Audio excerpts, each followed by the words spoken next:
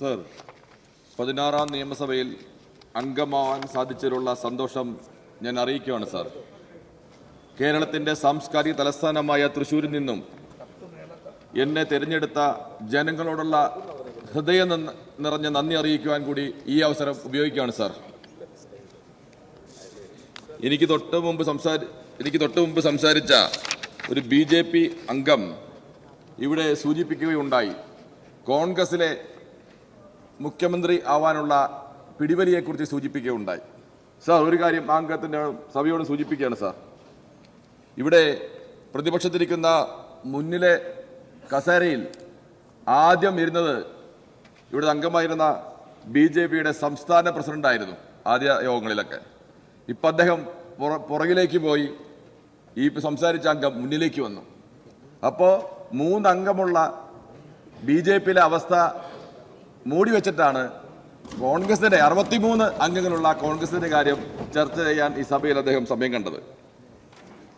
രണ്ടാമത്തെ പ്രധാനപ്പെട്ട ഒരു കാര്യം, കഴിഞ്ഞ കാലങ്ങളിൽ തൃശൂർ പാർലമെന്റ് നിയോജക മണ്ഡലങ്ങളിൽ BJP ഉണ്ടാക്കിയ മുന്നേറ്റം UDF ഗൗരവമായി കാണുകയും BJP പരാജയപ്പെടുത്തുക എന്ന കൃത്യമായ ലക്ഷ്യത്തോടെ UDF നടത്തിയ പ്രവർത്തനത്തിന്റെ ഫലമാണ് സാർ തൃശൂരിൽ എൻ്റെ വിജയം.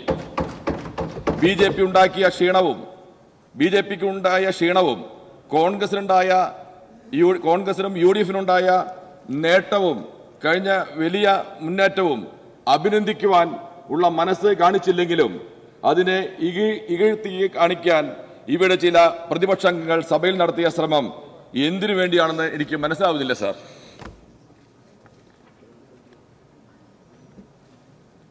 സാർ, എല്ലാ വിഭാഗം ജനങ്ങളുടെയും പ്രതീക്ഷ ഉയർത്തുന്ന ബഡ്ജറ്റാണ് സാർ ഇവിടെ അവതരിപ്പിച്ചത്. 10 കൊല്ലത്തെ വികസന മുരടിപ്പിന്റെ കാലം മാറി നവകേരള പുതുയുഗത്തിന്റെ പ്രതീക്ഷകൾ നൽകുന്ന ബഡ്ജറ്റ് ആണ് സാർ ധനകാര്യമന്ത്രി കൂടിയായ ഉമ്മൻചാണ്ടി സാർ മുഖ്യമന്ത്രി ഇവിടെ അവതരിപ്പിച്ചു സാർ. സംസ്ഥാനം കടുത്ത പ്രതിസന്ധിയിൽ നേരിടുമ്പോഴും 1 രൂപ പോലും നികുതി വർദ്ധിപ്പിക്കാതെയുള്ള ബഡ്ജറ്റാണ് സാർ ബഹുമാനായ മുഖ്യമന്ത്രി ഇവിടെ അവതരിപ്പിച്ചത്. ഈ ബഡ്ജറ്റ് ഞാൻ പൂർണ്ണമായും പിന്തുണയ്ക്കുന്നു സാർ. സാമ്പത്തിക പരിമിതിക്കുള്ളിൽ നിന്ന് മുൻഗണനാക്രമം തിട്ടപ്പെടുത്തി സമയബന്ധിതമായി പദ്ധതികൾ നടപ്പാക്കേണ്ടതുണ്ട് സാർ.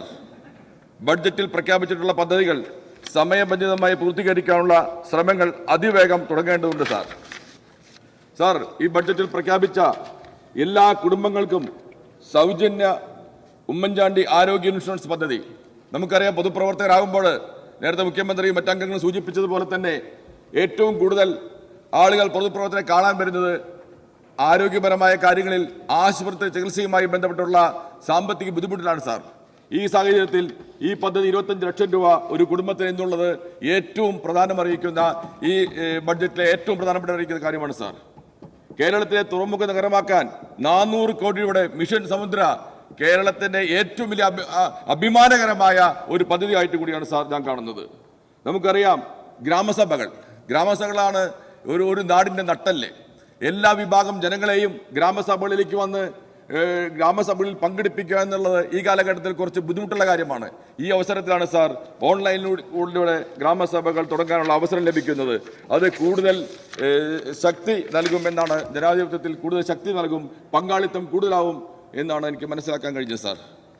സ്വർണ്ണ നഗരം എന്ന വ്യാഖ്യാതിയുള്ള തൃശ്ശൂരിനെ ആഭരണ നിർമ്മാണ ഇടനാഴി തന്നെ സമ്മാനിച്ച ബഡ്ജറ്റ് തൃശ്ശൂരിന്റെ സുവർണ പ്രതീക്ഷയാണ് സാർ. നഗരത്തിന്റെ ഹൃദയഭൂമിയായ തേക്കിൻകാടിന്റെ വികസനവും പ്രസിദ്ധ സംഗീതജ്ഞൻ ജോൺസൺ മാസ്റ്ററുടെ ഓർമ്മയ്ക്കായി മ്യൂസിക് അക്കാദമി കൂടി വരുന്നതോടെ വിവിധ അക്കാദമികളുടെ ആസ്ഥാനമായ സാംസ്കാരിക നഗരിക്ക് പ്രശസ്തി ഏറുകയാണ് സാർ. ബഹുമാനപ്പെട്ട മുഖ്യമന്ത്രി കേരളത്തിന്റെ പുരോഗതി ലക്ഷ്യം വെച്ചുകൊണ്ട് അവതരിപ്പിച്ച ഈ ബഡ്ജറ്റ് കേരളത്തിന്റെ സമഗ്ര വികസനത്തിനും സാമൂഹിക സുരക്ഷയ്ക്കും സാമ്പത്തിക പുരോഗതിക്കും വഴിയൊരുക്കുന്ന കാര്യത്തിൽ സംശയമില്ല സാർ. സാർ, വികസനം ഏറ്റവും കൂടുതൽ ആവശ്യമുള്ള പ്രദേശമാണ് സാർ തൃശ്ശൂർ. സംസ്ഥാനത്തിന്റെ മധ്യഭാഗത്ത് സ്ഥിതി ചെയ്യുന്ന തൃശ്ശൂരിനെ ഒരു പ്ലാന്റ് സിറ്റിയാക്കി മാറ്റണം സാർ. അതിനുവേണ്ടി ആസൂത്രണവും സാമ്പത്തികവുമായി സഹായം ഗവൺമെന്റിന്റെ ഭാഗത്ത് ഉണ്ടാകണം സാർ. സാർ, UDFന്റെ ഭരണകാലത്ത് ബഹുമാനായ ഉമ്മൻചാണ്ടി മുഖ്യമന്ത്രി ആയിരിക്കുമ്പോൾ തേറാമ്പിൽ രാമകൃഷ്ണൻ തൃശൂർ MLA ആയിരിക്കുന്ന കാലഘട്ടങ്ങളിൽ ആരംഭിച്ച പല വികസന പദ്ധതികളും തുടർന്ന് വന്ന LDF സർക്കാർ പകുതി വെച്ച് നിർത്തുകയോ പാടെ ഉപേക്ഷിക്കുകയോ ചെയ്തു സാർ. ഇതിന്റെ എല്ലാം പൂർത്തീകരിക്കുവാനും തൃശൂർ വികസനത്തിനും വേണ്ടി തൃശ്ശൂർ ഒരു പ്രത്യേക പാക്കേജ് അനുവദിക്കണമെന്ന് സാർ അഭ്യർത്ഥിക്കുകയാണ് സാർ.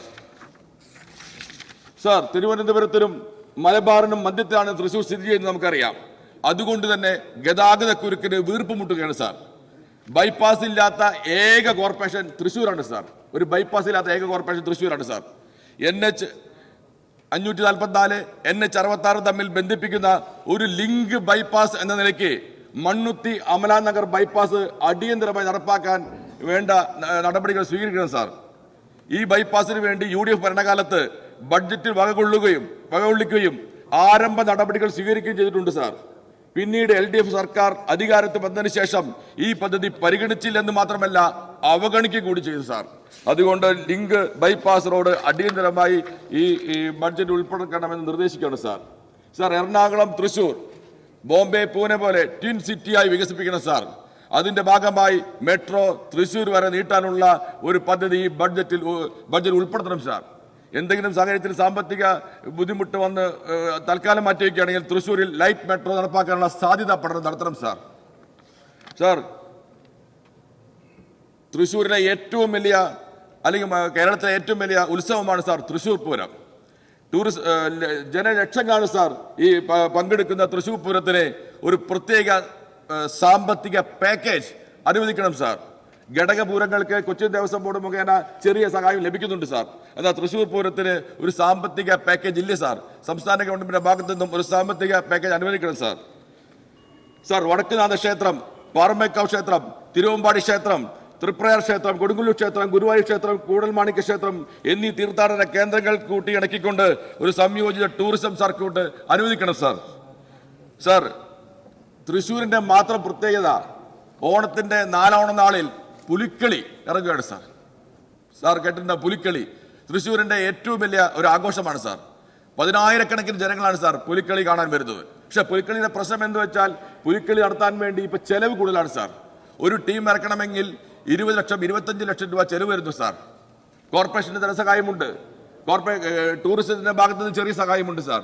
അത് കേന്ദ്ര ടൂറിസം വകുപ്പ് കഴിഞ്ഞ പ്രാവശ്യം 3 ലക്ഷം രൂപ പുലിക്കളിക്ക് വേണ്ടി ഓരോ ടീമിനും അനുവദിച്ചിരുന്നുവെങ്കിൽ നാളെ ഇതുവരെ ലഭിച്ചിട്ടില്ല സാർ.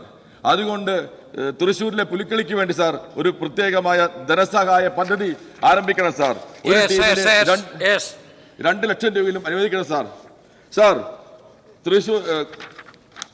തൃശ്ശൂർ കോർപ്പറേഷനാണ് സാർ കേരളത്തിലെ ഏക വൈദ്യുതിയും വെള്ളവും വിതരണം ചെയ്യുന്ന കോർപ്പറേഷൻ സാർ. ഏക കോർപ്പറേഷനാണ് സാർ. സാർ, കോർപ്പറേഷനിൽ നിന്നും തദ്ദേശ സ്വയംഭരണ സ്ഥാപനത്തിൽ നിന്നും വിരമിക്കുന്നവർക്ക് പെൻഷൻ നൽകേണ്ടത് ഗവൺമെന്റാണ്. പക്ഷേ 10 വർഷക്കാലമായി ആ പെൻഷൻ തുക ഗവൺമെന്റ് തരാത്തത് കൊണ്ട് കോർപ്പറേഷന്റെ നികുതി പണം കൊണ്ടാണ് സാർ അവിടെ പെൻഷൻ കൊടുക്കുന്നത്. ഗവൺമെന്റ് കൊടുക്കേണ്ട പെൻഷൻ കോർപ്പറേഷനാണ് നൽകുന്നത് സാർ. അങ്ങനെ 200 കോടി രൂപ താഴെ ഗവൺമെന്റ് കോർപ്പറേഷൻ നൽകാനുണ്ട് സാർ. 200 കോടി താഴെ നൽകാനുണ്ട്. 10 വർഷം കൊണ്ടുണ്ടായതാണ്. 1 രൂപ ഒരു 10 വർഷം കൊണ്ട് തന്നിട്ടില്ല സാർ. അപ്പൊ അതുകൊണ്ട് ആ 200 കോടി രൂപ ഘട്ടം ഘട്ടമായെങ്കിലും തന്നാൽ മാത്രമേ സാർ കോർപ്പറേഷന്റെ വികസന പ്രവർത്തനം നടക്കാൻ സാധിക്കുള്ളൂ. തൃശ്ശൂർ നിയോജക മണ്ഡലം, എന്റെ നിയോജക മണ്ഡലം എന്ന് പറയുന്നത് 40 ഡിവിഷൻ കൂടുന്ന തൃശ്ശൂർ കോർപ്പറേഷൻ അതിർത്തിയാണ് സാർ. അതുകൊണ്ട് കൂടിയാണ് സാർ ആവശ്യപ്പെട്ടത് സാർ. അതിൽ സങ്കടകരമായ ഒരു കാര്യമുണ്ട് സാർ. സങ്കടകരമായ ഒരു കാര്യം സാർ, തൃശ്ശൂരിലെ KSRTC ബസ് സ്റ്റാൻഡ് പൊളിച്ചിട്ടിട്ട് 9 മാസം കഴിയുന്നു സാർ. 9 മാസം കഴിഞ്ഞ് പിന്നിടുന്നു സാർ. ഞാൻ എന്റെ ബ്രേക്കുകൾ പരിശോധിക്കുമ്പോൾ കൃത്യമായ AS ഇല്ല സാർ. പുതിയ പണിയാൻ ടെക്നിക്കൽ സാങ്ഷൻ ഇല്ല സാർ. ടെൻഡർ വിളിച്ചിട്ടില്ല സാർ. ഞാൻ ചോദിക്കുന്നു, 9 മാസമായി പൊളിച്ചിട്ടുള്ളത്. ഇന്ന് അവിടെ തകിട് ഷീറ്റ് സ്വകാര്യ വ്യക്തികൾ പണിതു കൊടുത്ത തകിടിട്ട സീറ്റിലാണ് സാർ അവിടെ ജനങ്ങൾ നിൽക്കുന്നത്. ഒരു കൃത്യമായ AS ഇല്ലാതെ, കൃത്യമായ TS ഇല്ലാതെ, ഒരു ടെൻഡർ പോലും വിളിക്കാൻ നടപടി സ്വീകരിക്കാതെ എന്തിനാണ് സാർ ഈ 9 മാസമായി ഇത് പൊളിച്ചിട്ടുള്ളത്? ഇനി എന്നാണ് സാർ ഇത് പൊളിയാൻ പറ്റുക? ജനങ്ങളോട്, തൃശ്ശൂർ ജനതയോട് കാണിച്ചത് സാർ? ഇതെല്ലാം സൂചിപ്പിച്ചുകൊണ്ട് സാർ ഈ ബഡ്ജറ്റിനെ പൂർണ്ണമായി പിന്തുണയ്ക്കുന്നു സാർ.